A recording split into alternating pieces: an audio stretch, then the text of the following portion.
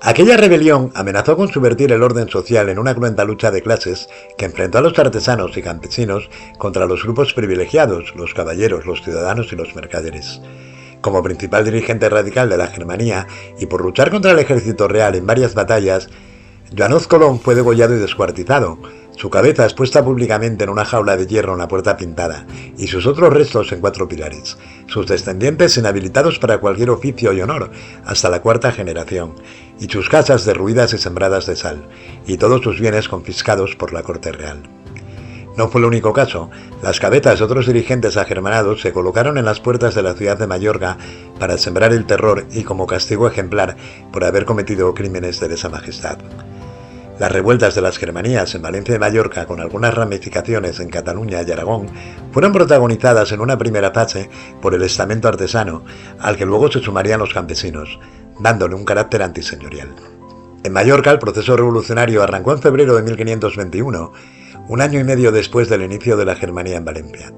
Alertado el gobernador Miguel de Gurrea de las camarillas de artesanos que trataban de alzar al pueblo contra los caballeros y las élites urbanas, el 6 de febrero de aquel año detuvo a 7 artesanos, entre los que se encontraban los que serían los principales cabecillas de la rebelión: Joan Crespí en su fase moderada y Joanoz Colón en la etapa más extremista. Al día siguiente, una masa de artesanos que por su participación en la campaña de Bujía de 1515 estaban fuertemente armados, asaltó la prisión. Las autoridades y el virrey, a quien le pusieron picas, escopetas y ballestas en los pechos, tuvieron que retirarse.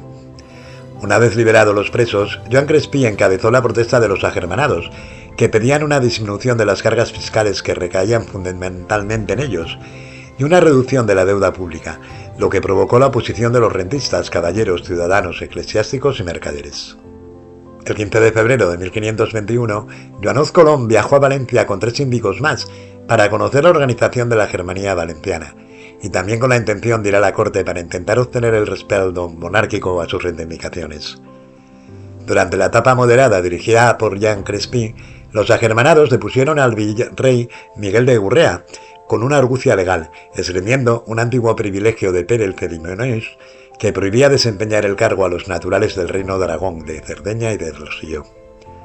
A Gurrea le sustituyó temporalmente en la gobernación del reino Pere de Pac, asesinado en julio de 1521 durante el asalto al castillo de Belver, y a principios de 1522, en pleno proceso revolucionario, los agermanados nombraron gobernador a Pere Joan Alberti. Mientras tanto, las clases dirigentes urbanas y los gentilhombres hicieron cuanto les fue posible por enfrentar a la monarquía de Carlos V con los agermanados.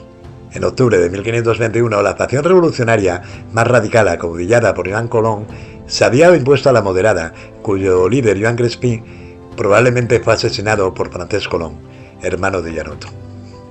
Bajo el mandato de Joanoz Colón, la Germanía se radicalizó, prescindió de cualquier fórmula democrática y suprimió los órganos colegiados creados anteriormente.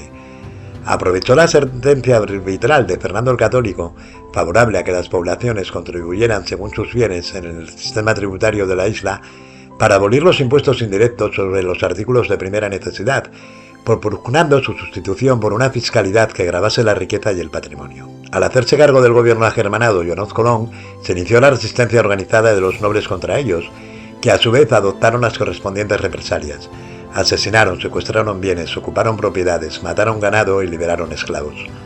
El 11 de noviembre de 1521, entre 5.000 y 6.000 hombres de armas sitiaron Alcudia, el principal reducto de la resistencia contra los agermanados, pero a finales de año tuvieron que retirarse.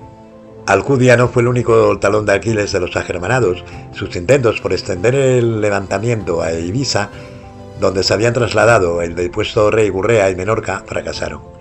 En octubre de 1522, la armada enviada por Carlos V fondeó una ciudad de Mallorca con el virrey Gurrea restablecido en su cargo a bordo, para reducir a los agermanados a la obediencia real por la fuerza de las armas. El comandante de la tropa intentó negociar con Colón, pero este se negó a parlamentar con Gurrea y exigió que abandonara la isla.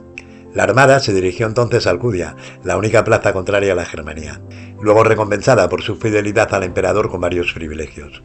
En diciembre comenzó el asedio de la ciudad de Mallorca, que finalmente capituló el 7 de marzo de 1523.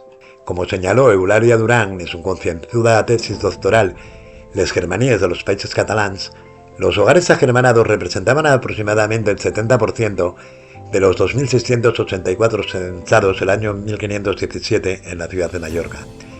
Del total de hogares, artesanos o estamentos afines, el 80% se sumó a la germanía, aunque con escasa presencia de mujeres. En cambio, la participación en la germanía de los otros estamentos urbanos, artistas, mercaderes y ciudadanos no llegó al 20%. Igual que en Valencia hubo vizcaínos, gascones y otros hombres de guerra que lucharon con la germanía, también en Mallorca se detectó la presencia de comuneros castellanos, refugiados en la isla tras la derrota de Villalar, que combatieron en los sitios de Alcudia. Algunos frailes mallorquines se adhirieron a la germanía. El franciscano Fray Barceló, que iba por la ciudad de Mallorca con un Cristo en la mano, conmoviendo y animando al pueblo, después pasó a Barcelona, donde intentó extender la germanía hasta que fue encarcelado el 29 de enero de 1522.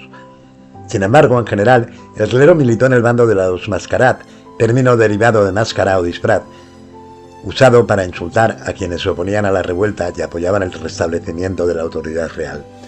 Numerosos párrocos sufrieron las iras de los agermanados. El revendedor mallorquín, Joan Anglada, desprotegaba continuamente contra los mascarat y los curas. Si no degollásemos a frailes y curas, nunca estaríamos en paz. Y otras frases similares circulaban por Mallorca, expresando el odio de las clases populares porque monasterios y conventos servían de refugio y en ellos ocultaban sus bienes los mascarat.